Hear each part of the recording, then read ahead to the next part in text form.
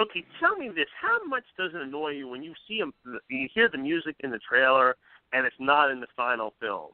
Doesn't that piss you off? When it's like really a great score and you don't hear it in the movie, the finished product. Is that the case in this? No, it's not the case. This is the first time in ages where all the music from the trailer is in the movie. I agree that the use of other music in a trailer is irritating, and music that's not in the movie, and that is most trailers. So. Okay, it is most trailers. Well, that's most of the time that's unavoidable, because the scoring is the last thing that takes place, really. Right. Yeah. And many times they have to cut a trailer before the movie's finished. Yeah. Right. That's here, the problem. The music is in the final film. That's in that for that teaser trailer, which is just so hypnotic. So you have that already. You have that going for it. Yes, Natalie Portman is incredible, and I'm sure she'll be nominated, as she deserves to be.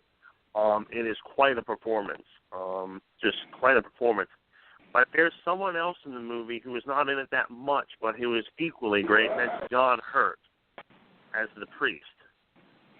And his performance is just otherworldly. God, I haven't even heard about him being in it. That's just it. That's just he's not in the trailer. I mean, you're just like, wait, where did John Hurt come from? And he just delivers the goods. And he has a way of doing this, I've noticed, in this part of his career, whether it's The Proposition or Tinker Tailor Soldier Spy. He's not in the movie that much, but when he's in it, boy, does he make an impact. And he does that here. Because Melancholia, that was another one. That was another. You're absolutely right. Good call, Dean. Very good. And he's good. I think this is you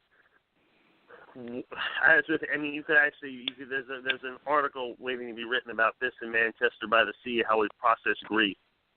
And this certainly, both of these movies, but especially this one, there are parts of the movie, I guess, just from a historical standpoint, and a certain generation, like my mom was like towards the end of this was crying. I mean, a lot of people were crying because it's just not because we know what happens, but because the way it's told, the way it's framed and everything.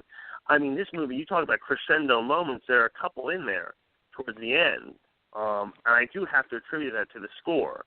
And also the use of Camelot is brilliant. JFK, one of his favorite musicals was Camelot, and they play it. There's a great sequence where they play this, and it's just incredibly moving. But no, this was a good movie. I don't know. I think it might get lost. I think and it might have already gotten lost in the conversation for Oscar. But I think it's a really well made, a beautiful looking movie. And just gets right to the point, and a couple of powerhouse performances, but especially by Natalie Portman and John Hurt. Peter Sarsgaard is good as Bobby Kennedy. Greta Gerwig is very good. I mean, this is her year. I have to say, between what you're telling me, the 20th Century Women, this, and also Maggie's Plan, she's had a really, really good year. Really good year. Billy Crudup, and she's directed something too, I think. Yeah, that comes out next year. Yeah. Okay. Billy Crudup is in this as the journalist who interviews Jackie. That's the way the movie's framed for an article for Life magazine. I guess he's just in the credits called the journalist, but I want to say I think it's Theodore White, but I'm not 100% positive. That's who he's playing, really. Yeah. That's really is it? Okay, playing. so it is. Yeah. I mean, we have John Carroll Lynch as LBJ. That's a good performance. And there's Richard E. Grant as Bill Walden. It's a really good movie. I strongly recommend it. Really powerful.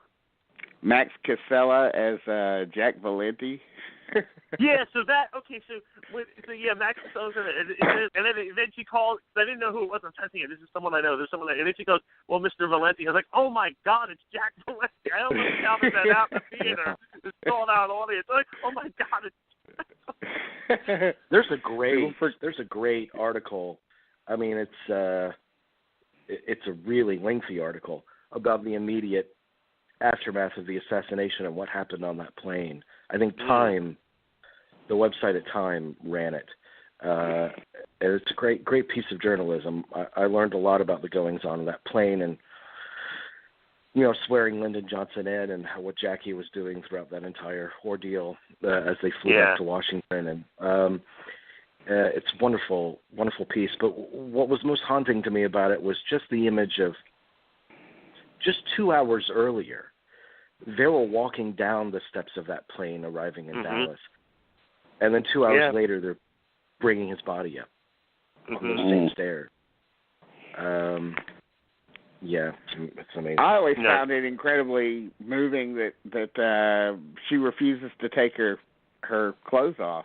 To change her outfit. She didn't want to wash the blood off of her face. She almost did it like she wasn't thinking about it. And after she washed the blood off her face, she was like, "Oh my God, why did I do that? I should have kept it on." Mm-hmm.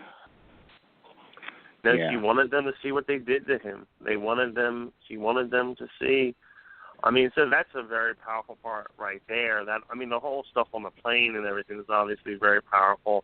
There's a scene later on where she's talking to Bobby Kennedy, and Bobby Kennedy sort of just says, what would be, I think, on some. They were really, they had all these plans and everything. They really had all these plans, and he goes on about what they wanted to do and everything. You can just look on his face. He really didn't even have to say anything. Just the look of just disappointment and just that, hey, that this is over for us. That look just the look on Peter Sargent's face, it's just so telling. The emotion in it is unbelievable.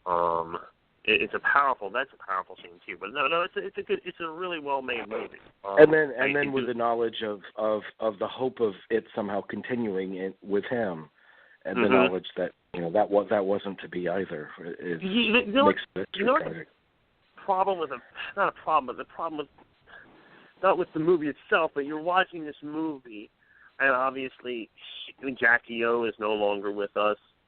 Bobby's not with us, and Ted never reached what he wanted to do. Never was quite there. But then John. It's also, Lyndon Johnson was going to make a speech later that night, I think a different location, at some event that the president was going to attend, and his first line was going to be like, "Well, Mr. President, it looks like you survived Texas," because they knew that there was vociferous negativity about Kennedy there. I mean, that he was endangered there.